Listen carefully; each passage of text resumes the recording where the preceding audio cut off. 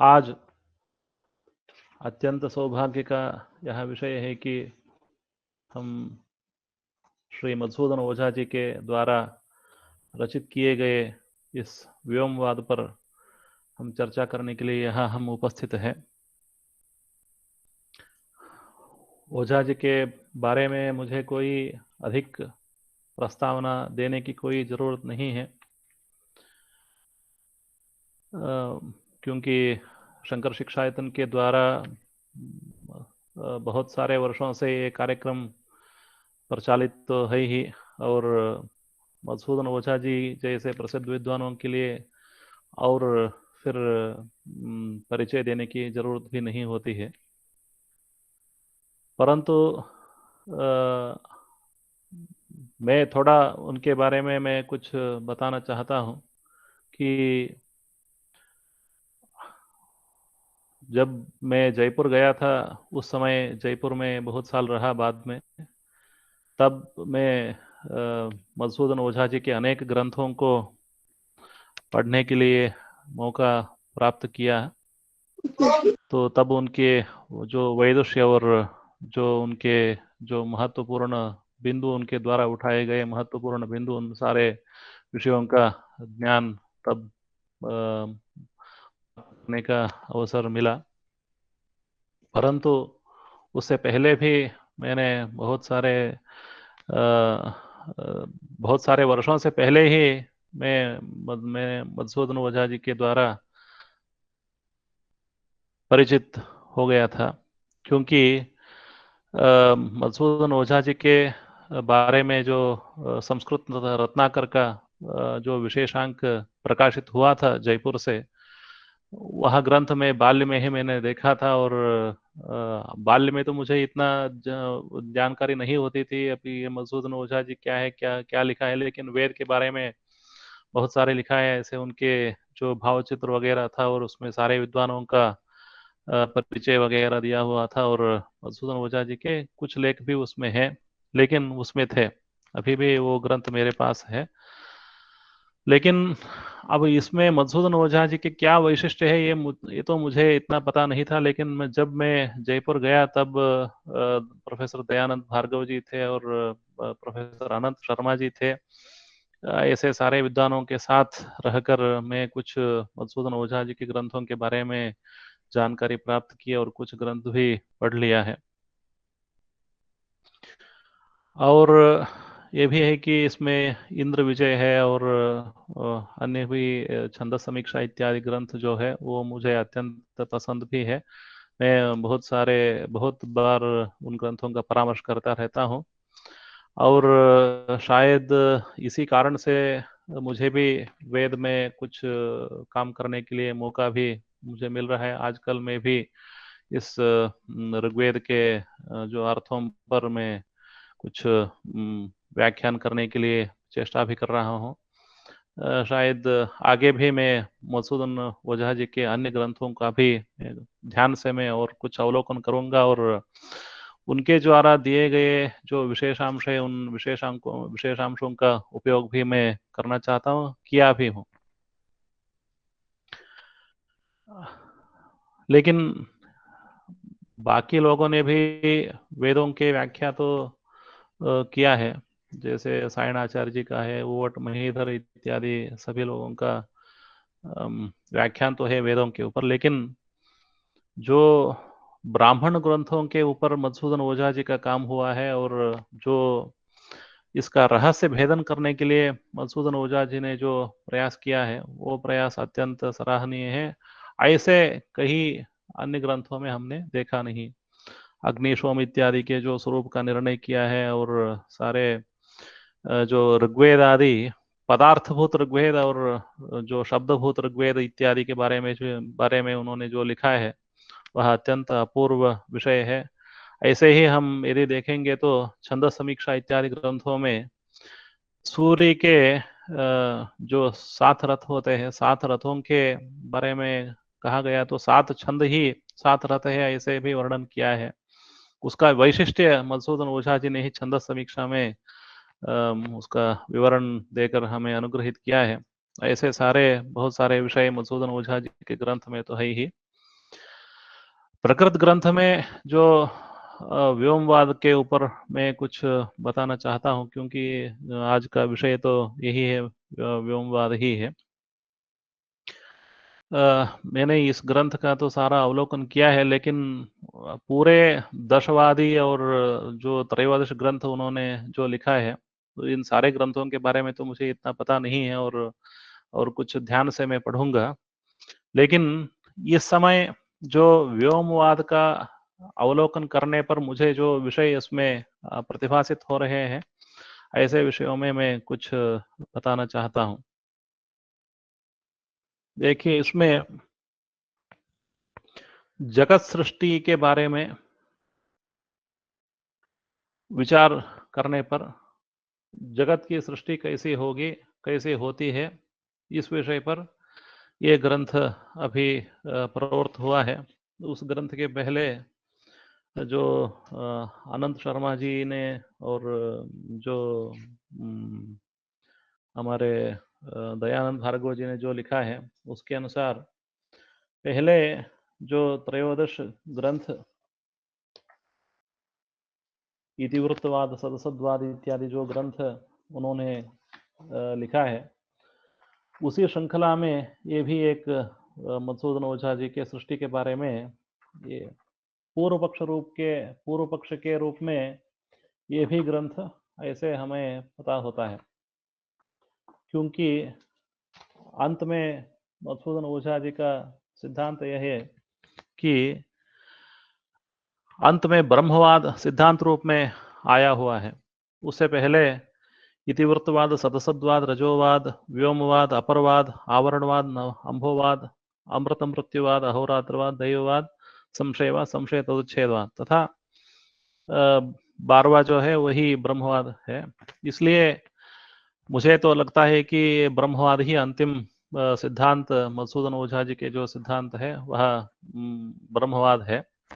बाकी सब तो उसके पीठिका रूप में है, इतिवृत्तवाद इत्यादि पीठिका रूप में है, ऐसे लिखा है। लेकिन बाकी जो पूर्व पक्ष भी होते हैं, सारे पूर्व पक्ष भी तो पीठिका रूप में ही होते हैं। इसलिए जो बाकी वाद, वह सब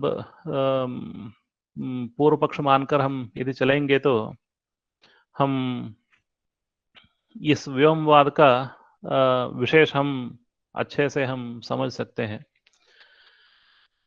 इसमें बाकी जो से पहले जो हमारे सहयोगी ने कहा है कि पहले इसके पहले अंभोवाद के ऊपर चर्चा हुई थी और वेदवाद की चर्चा हुई थी। इसके शायद यही है पहली बार ये व्योमवाद के ऊपर चर्चा हो रही है, लेकिन इसके पहले अंभोवाद इत्यादि के बारे में चर्चा पहले हो चुकी है। इसलिए श्रृंखला में एक एक से आगे आगे एक एक ग्रंथ के ऊपर चर्चा चल रही है, ऐसे हमारे पता है। इसलिए लेकिन इसमें एक श्लोक उन्होंने ब्रह्म विनय का एक श्लोक मधुसूदन ओझा जी का यदि हम कोटेशन हम देंगे तो ये उचित होगा। दशवादानाम येषां समन्वयात् ब्रह्मण सृष्टिम ब्रूमस्तथा यथैते व्याख्यातः सृष्टि मंत्रा स्युः। ये ब्रह्म विनय का एक श्लोक है ओझा जी का। इसका मतलब पहले जो सारे दशवाद जो है, दशवाद तो अलग अलग रूप से ऐसे दिखते हैं, लेकिन ये अलग अलग दशवाद नहीं है, अलग अलग रूप से इनको लेना नहीं है, किंतु सारे वादों को हम एक साथ लेना है। इसलिए समन्वय दृष्टि से हम उसको देखेंगे, तभी इसका पूरे जो वेद राशि है, पूरा वेद राशि जो है उसका समन्वय हम उसी समय हम देख सकते हैं। सर्वत्र ब्रह्मवाद कैसे प्रसृत है उसको भी हम जानकारी हम ले सकते हैं। इसलिए उन्होंने दशवाद पहले दिया है और बाद में ये ब्रह्मवाद के रूप में सारे वादों का समन्वय उसमें दिया है। इसलिए यदि हम पहले देखेंगे तो इसमें दशवाद का, ये व्योमवाद का शुरुआत इससे हुई है कि 3 लोग हैं, 3 लोगों में चर्चा चल रही है कि अब जगत की कारण क्या है। ये शिलकः, शालावत्यः, और चैकितायनः, दाल्भ्यः, प्रवाहणः, जयबलिः, इन 3 लोग, उनके बारे में ये लोग तीनों लोग चर्चा कर रहे हैं, जिसमें अस्य लोकस्य का गतिः, ये साम्नः का गतिः, साम्नः स्वरः गतिः, स्वरस्य का गतिः, स्वरस्य प्राणः गतिः, प्राणस्य का गतिः। इस प्रश्न का उत्तर रूप में पहले उन्होंने कहा कि अस्य लोकस्य असौ लोकः गतिः, असौ लोकः नाम तत्र द्यौः द्युलोकः एव गतिः, ऐसे पहले शिलक शालावत्य का उत्तर दिया गया है। लेकिन वो उत्तर ठीक नहीं है, क्योंकि वो जो द्युलोक भी है, द्युलोक भी अनित्य है और सादी है, इसलिए ये सारे संसार का वह कारण नहीं हो सकता है, ऐसे कह के बाद में चैकितायन दाल्भ्य का उत्तर दिया गया है कि अयम लोकः, यह जो पृथ्वी लोक है, यह पृथ्वी लोक ही सारे संसार का कारण है, ऐसे उत्तर दिया गया है। लेकिन बाद में उसको भी निराकरण करते हुए ये जो प्रवाहन जयबली है, उन्होंने कहा है कि ये ठीक नहीं है, किंतु द्युलोक भी कारण नहीं है, पृथ्वी लोक भी कारण नहीं है, किंतु सभी जो कार्य है, सभी कार्यों का कारण तो एक ही है, वह आकाश है। ऐसे एते सर्वे एते अस्य लोकस्य का गतिः आकाश इति होवाच। अस्य लोकस्य का गतिः, द्युलोक का कारण असौ लोक, अयम लोकः, अस्य लोकस्य का गतिः, अस्य लोकस्य आकाशः कारणम्, ऐसे कहा गया है। इससे ये व्योमवाद का आरंभ होता है। परंतु इस अस्य लोकस्य का गतिः आकाश इति होवाच, ये तो श्रुति वाक्य है, परंतु इस आकाश शब्द से किसका ग्रहण करना है, इसके बारे में अनेक विद्वानों में अनेक मतभेद है। इसलिए आकाश शब्द से भूताकाश का ही ग्रहण करेंगे, ऐसे ये ब्रह्म सूत्र में पूर्व पक्ष किया गया है, और उसका सिद्धांत भी ऐसे लिखा गया कि यह आकाश ये भूताकाश नहीं है, किंतु ब्रह्म ही आकाश है, क्योंकि इसमें अनेक कारण है। क्या कारण है? आकाश स्थलिंगात, क्या कारण है? कारण तो यही है कि इसमें परोवरीयस्व है, और सारे सभी जो कार्य है, सभी कार्यों का कारण तो ब्रह्म एक ही होना चाहिए, इसलिए अस्य लोकस्य का गतिः अस्य लोकस्यापि ब्रह्मैव गतिः इत्येवं वक्तव्यम्। इसलिए आकाश तो ब्रह्मणः एव समुत्पद्यन्ते, इस सिद्धांत का संरक्षण करने के लिए हमें ये आकाश कारण नहीं है, किंतु स्वतः ब्रह्म ही कारण है, ऐसे मानना चाहिए।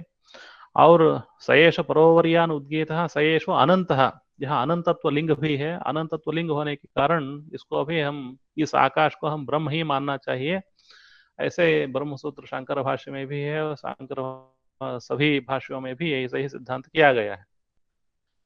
तो यह आकाश ब्रह्म तो है ही, लेकिन इस ब्रह्म के बारे में, इस आकाश के बारे में हमें कुछ जानकारी प्राप्त करनी होगी। और ऐसे ही ब्रह्मसूत्र के तृतीय पाद में भी आकाश अर्थांतरत्वादि उपदेशात, उसमें भी ये जो आकाश हो वही नाम रूपयोः निर्वहिता इत्यत्रापि, वहां भी क्या ब्रह्म आकाश क्या है ऐसे विचार करके वहां भी आकाश ब्रह्म ही है, ऐसे सिद्धांत किया गया है। परंतु ये सारे विषय भी इसमें हमें हमारे जो व्योमवाद के अंतर्गत ही सारे विषय आएंगे, हम उसको कुछ ध्यान से हम देखेंगे तो हमें पता चलेगा। और इसमें जो व्योमवाद लिखा गया है, ये व्योम क्या होता है और व्योम शब्द की व्युत्पत्ति क्या है, हमें इसको भी विचार करना होगा कि अनेक रीत्या इसका व्युत्पत्ति दर्शित की गई है। कि यदि हम देखेंगे तो वि अवति इति व्योम, वि अवति का मतलब, वि का मतलब व्याप्ति होता है, इसलिए वि अवति व्याप्नोति इति व्योम। जो व्योम होता है, आकाश होता है, वह आकाश सर्वत्र व्याप्त है, इस कारण से व्याप्नोति इति व्योम, वि उपसर्ग है और अवधातु है, उसके ऊपर मनिन प्रत्यय होने से व्योम शब्द का निष्पत्ति होती है। व्याप्नोति सर्वत्र व्याप्त जो है वही व्योम है, ये एक व्युत्पत्ति दिखा गया है। और अवधातु अवगत अवगति रक्षण इत्यादि अनेक अर्थ में प्रयुक्त किया गया है, इसलिए अवधातु को हम गमनार्थ में यदि लेंगे, अवनम गमनम यस्मिन् भवति, तत् विशेषेण अवनम गमनम यस्मिन् भवति तदेव व्योम, ऐसे हम देख सकते हैं। इसलिए भी जिसमें जो आकाश है, आकाश होने के कारण ही वहां पर हमें गमन इत्यादि क्रिया करने करने में हमें सामर्थ्य प्राप्त हुआ है, इसलिए इसको भी हम व्योम, इस कारण से भी हम व्योम कह सकते हैं। ऐसे ही विशेषेण अवकाश प्रदानेन अवति रक्षति, सर्वाणि भूतानि रक्षति इति व्योम, ये भी हम इसमें हम देख सकते हैं। जो आकाश है, आकाश होने के कारण ही हम सब सर्वत्र हम संचार इत्यादि कर सकते हैं, इसलिए हमारी रक्षा इसी आकाश से हो रही है, इसलिए भी इसको हम व्योम कह सकते हैं। और वीयते परिवीयते वायुना, इसलिए व्योम ये भी हम देख सकते हैं कि आकाश होने के कारण आकाश ही सर्वत्र वायु से परिवीत होता है, इसलिए भी इसको हम व्योम कह सकते हैं। ऐसे उत्पत्तियों को हम देखने पर हमें पता लगता है कि अब ये व्योम बिल्कुल, ये जो आकाश है, इस आकाश ही व्योम है, ऐसे हमें पता चलता है। परंतु ओझा जी ने इसी व्योम को ही उसमें हमारे इस व्योमवाद में सारे कार्यों का कारण ये व्योम ही ये है, ऐसे मान के उन्होंने अपने वाद उपस्थित रखा है। आकाशमेतम विभुमेकमाहुः न कारणम तस्य न जन्म मृत्यु, व्योम है, व्योम ही आकाश है, आकाश ही एक विभु है। अद्वैतवाद ये पहले जो विभाग है उसमें मैं पढ़ रहा हूँ। आकाशमेकम विभुमेकमाहुः, आकाशमेतम विभुमेकमाहुः, ये जैसे नैयायिकों की प्रक्रिया है, शब्द गुणवत् शब्दाश्रयः आकाशः स च एकः नित्यः विभुः नित्यश्च, आकाश एक ही है और विभु है, नित्य है, ऐसे मानकर जो नैयायिक अपने प्रक्रिया रखी है, ऐसे ही ओझा जी ने भी आकाश जो है ये विभु है। विभु का मतलब सर्वत्र व्याप्त, सर्वमूर्त द्रव्य संयोगित्वम विभुत्वम, ऐसे न्याय मत में प्रक्रिया उपलब्ध होती है।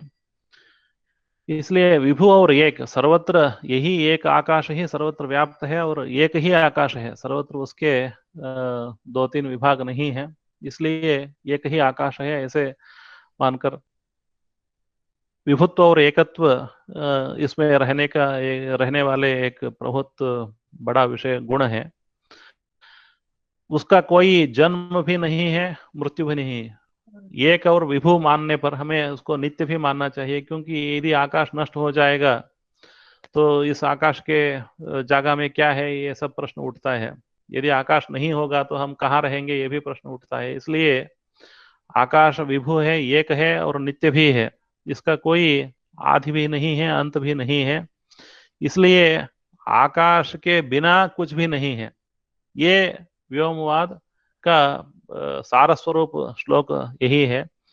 यह आकाश जो है अत्यंत अतीन्द्रिय है, उसका हमें इंद्रिय से हम इसको ग्रहण कर नहीं सकते हैं, लेकिन यदि आकाश नहीं है तो हमें रहने के लिए कुछ जगह भी नहीं है, कुछ भी नहीं है, ऐसे समस्या में हम पड़ जाएंगे। इसलिए हमें इसको जो अनुमान से ही हमें प्रतीत अनुमानित करना चाहिए, श्रुति से तो प्रतीत होता ही है। इसलिए ऐसे आकाश जो है वह आकाश सभी का कारण ऐसे मानना चाहिए, ये ओझा जी का मत है। इसमें जैसे हमें जो तैत्तिरीय उपनिषद में उपलब्ध है, तत्र आकाशाद् वायुः वायोरग्निः अग्नेरापः अद्भ्यः पृथ्वी पृथिव्या ओषधयः, इसी कारण से आकाश से ही वायु की उत्पत्ति होती है और वायु से तेजस की उत्पत्ति होती है, तेजस से जल की उत्पत्ति होती है, जल से पृथ्वी की उत्पत्ति होती है। इसी कारण से सारे भौतानि कार्याणि सर्वाणि भौतानि कार्याणि स्वकीये कारणे आकाशे एव लयं मृजन्ति। ये क्योंकि जो आकाश से वायु उत्पन्न हुआ है, वायु से तेज जल पृथ्वी इत्यादि का उत्पत्ति हुई है, इस कारण से जो जो कार्य है वह कार्य अपने कारण में ही विलय होता है। तादृश कारण में विलय होने के कारण सारे पूर्व उत्तरोत्तर जो कार्य है सारे पूर्व पूर्व कारण में विलय होंगे, तो अंत में जो उपलब्ध हुआ है वह आकाश, उस आकाश में ही सारे कारण विलय होंगे। तो आकाश एकमात्र रहेगा, वह एकमात्र ही बचेगा, इसलिए आकाश ही, उसका जो आदि भी नहीं है, अंत भी नहीं है, जन्म भी नहीं है, मृत्यु भी नहीं है, अंत में आकाश एकमात्र रहेगा, यही व्योमवाद है। इसमें एक और विशेष बात मधुसूदन ओझा जी ने लिखी है। सारे धूम जो पृथ्वी से उत्पन्न होते हैं, सारे धूम तो कहाँ विलय होंगे? ये सारे होंगे तो ऊपर ऊपर चले जाएंगे। ऊपर ऊपर कहाँ चले जाएंगे देखेंगे तो, और ऊपर ऊपर जब वो ऐसे थोड़ा ऊपर ऊपर चले जाएंगे, वह हमें तो उपलब्ध ही नहीं होंगे। तो इसका मतलब क्या है कि ये सारे धूम आकाश में ही विलय हो रहे हैं।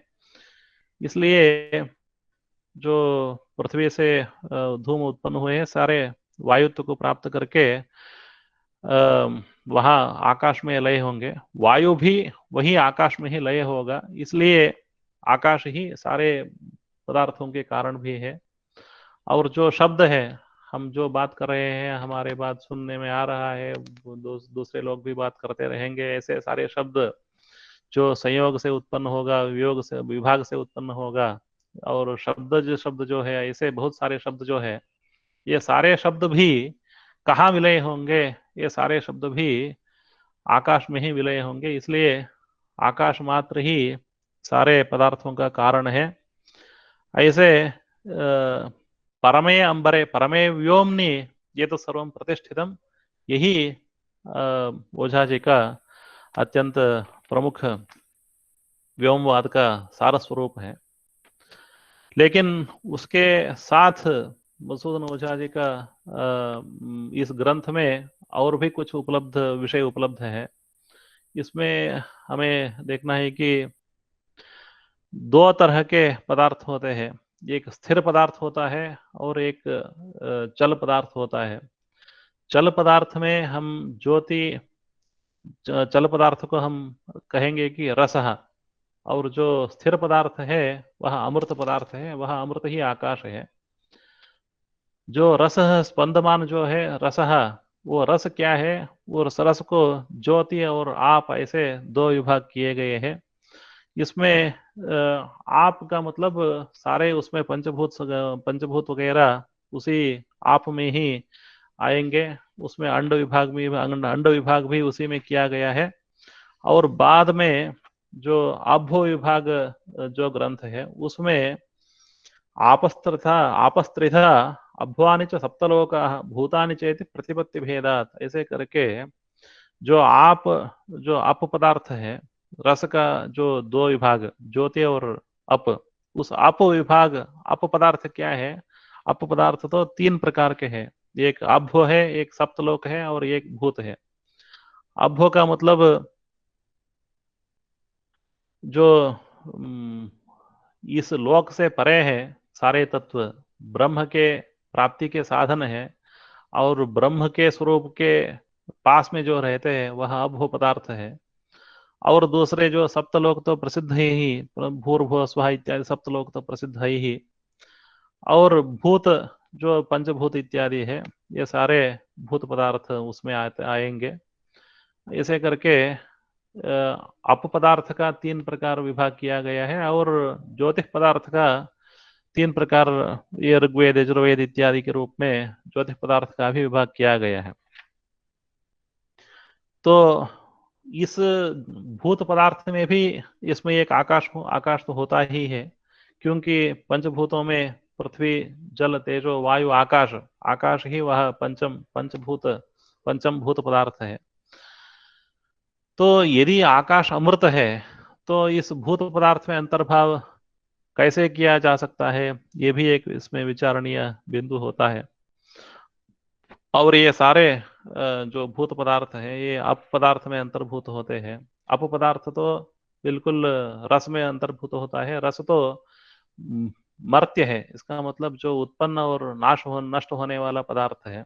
लेकिन आकाश जो है वह आकाश अनादि और नित्य पदार्थ है, इसलिए जो पंचभूत में भी वही आकाश आएगा, और जो अमृत पदार्थ है वह भी आकाश एक ही होगा।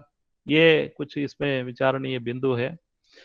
इसलिए हम यदि देखेंगे तो इसमें और भी कुछ विचार करने के लिए हमें पदार्थ है। जो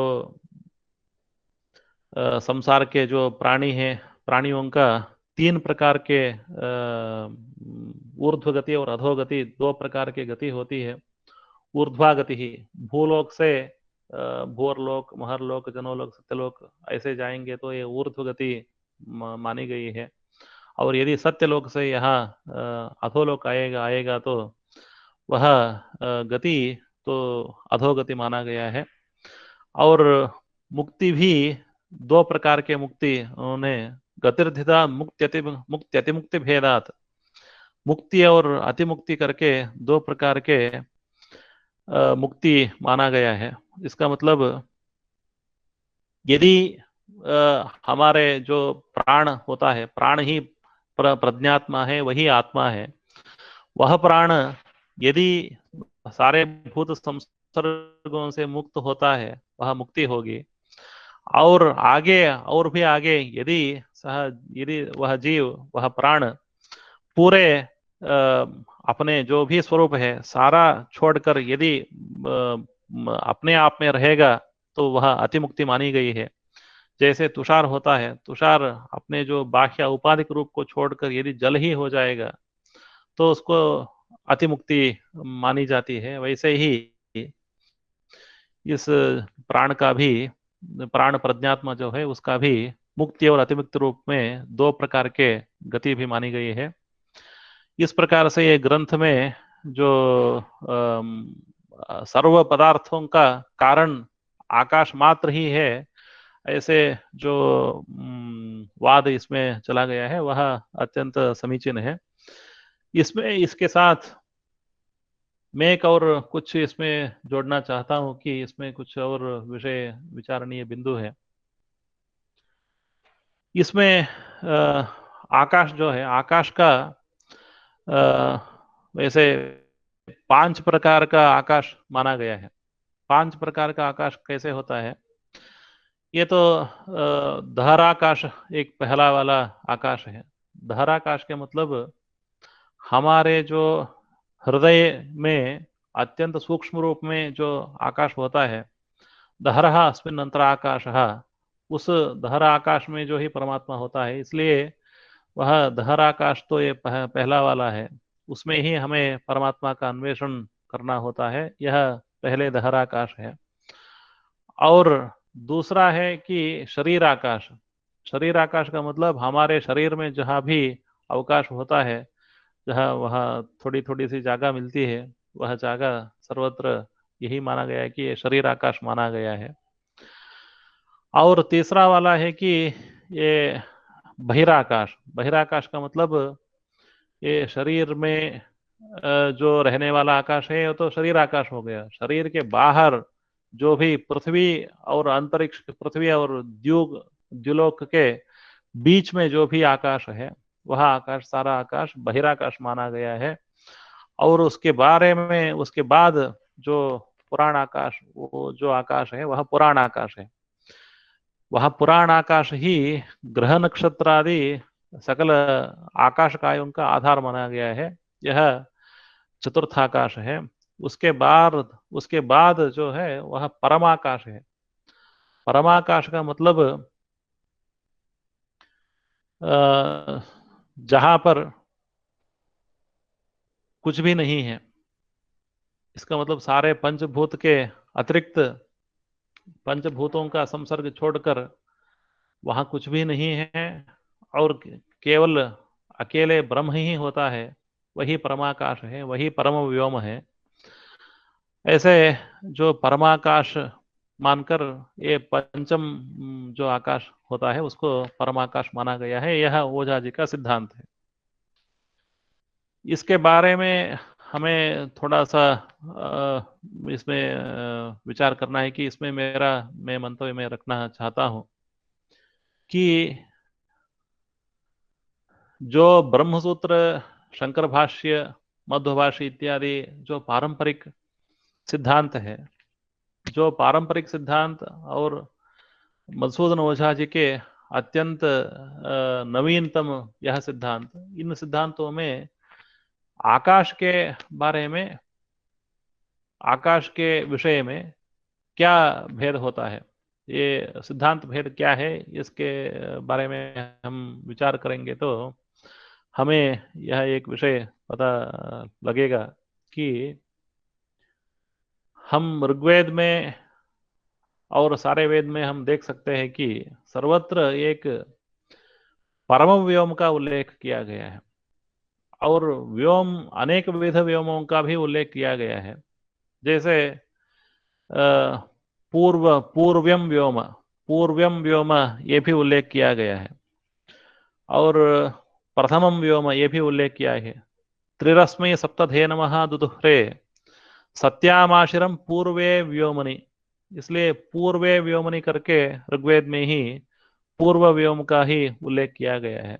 वैसे ही सब प्रथमे व्योमनि देवानाम सदने वृथः, ऐसे ऋग्वेद में ही सह देवानां प्रथमे व्योमनि सदने, देवानां सदने, प्रथमे व्योमनि देवानां सदने, जो प्रथम व्योम का उल्लेख किया गया है, जो प्रथम व्योम है, जहाँ प्रथम व्योम देवानां सदनम, वह देवताओं का आश्रयभूत है, ऐसे भी एक व्योम का उल्लेख किया गया है। उसको छोड़कर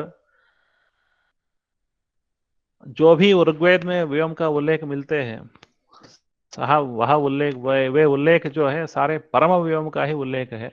उस परम व्योम का स्थान क्या है, हमें इसमें इसके बारे में विचार करना है। जैसे इसमें जो ऋग्वेद के अत्यंत प्रसिद्ध आस्यवामी सूक्त में 3-4 बार इस परम व्योम का उल्लेख प्राप्त हुआ है।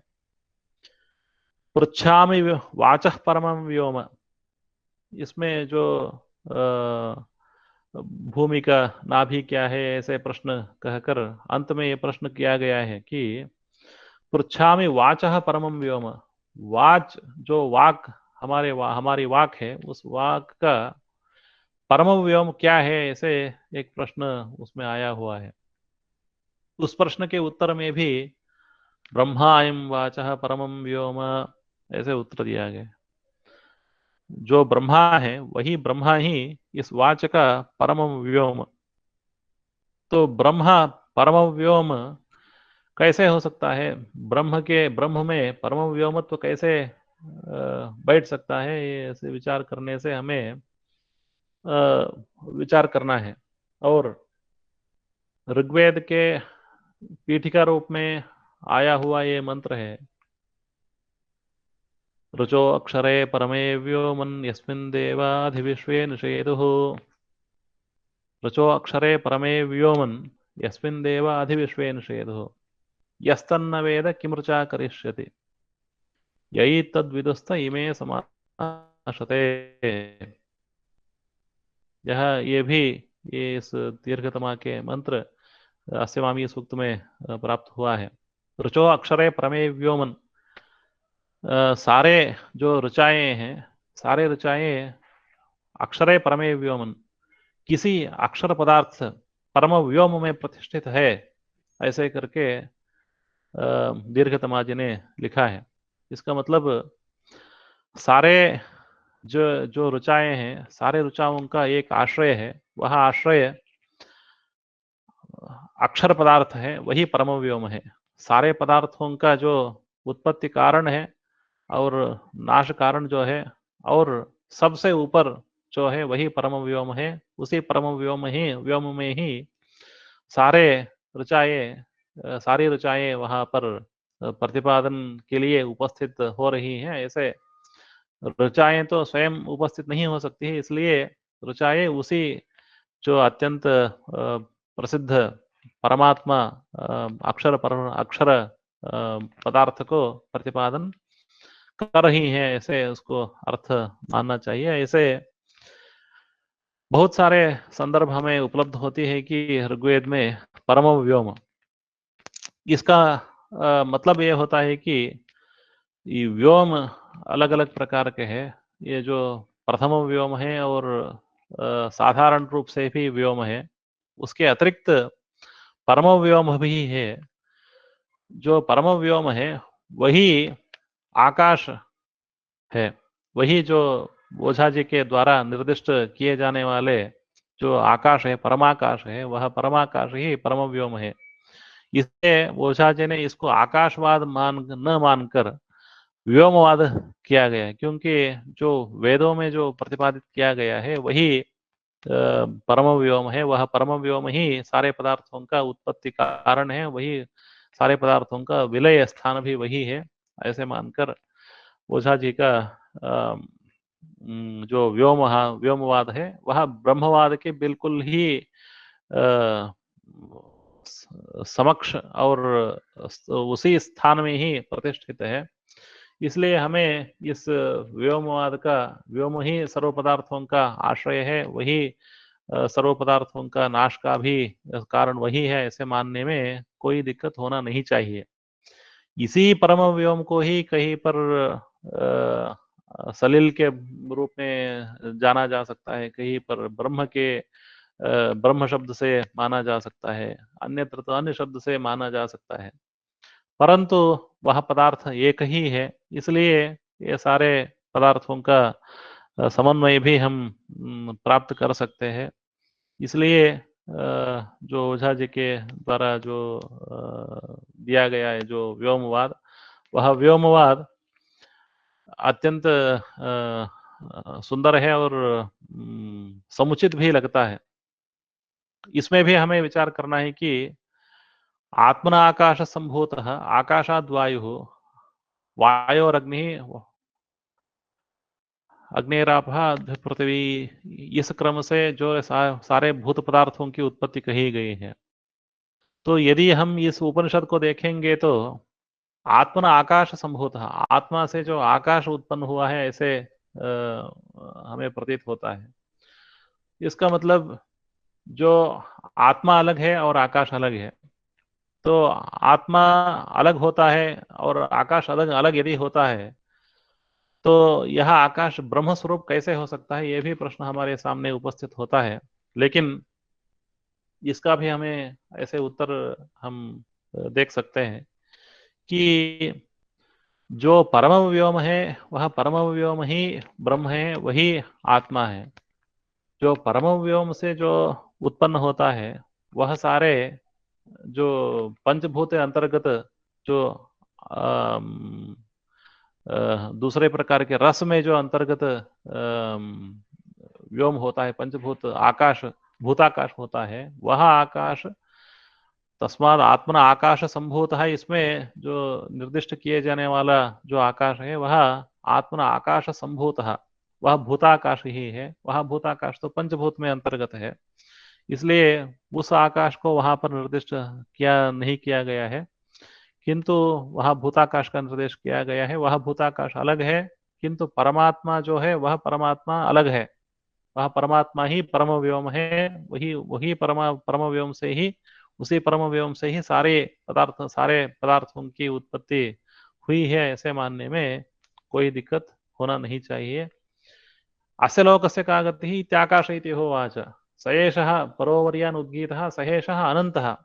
इस जो छांदोग्य उपनिषद में जो परोवर्यान उद्गीतः अनंतः इत्यादि विशेषण विशिष्ट जो आकाश है, वह आकाश तो बिल्कुल ही सारे जो परम व्योम है वही परमाकाश, वही परब्रह्म, वही परमात्मा, ऐसे मानने में कोई दिक्कत नहीं होगी। इसलिए परम व्योम अलग है, उसके अलग जो साधारण व्योम अलग है, उस साधारण अलग से साधारण व्योम से जो आकाश, वह भूताकाश है, भूताकाश से वायु, वायु से तेज, तेज से जल, जल से पृथ्वी, पृथ्वी से सारे औषधियां इत्यादियों की उत्पत्ति हो सकती है। और सारे भूतों का लय भी वही परमात्मा में ही, उसी कारण क्रमेण पृथ्वी का जल में लय, जल का तो तेजस में, तेजस का तो वायु में, वायु का आकाश में, आकाश का फिर आत्मा में लय हो सकता है। ऐसे मानने से सारे जो इसके बारे में जो हमारे संशय होंगे, सारे संशय निवृत्त भी हो सकते हैं। इसलिए इस परम व्योमवाद में सारे उपनिषदों की संगति अच्छी से बैठती है, ये मेरा मानना है।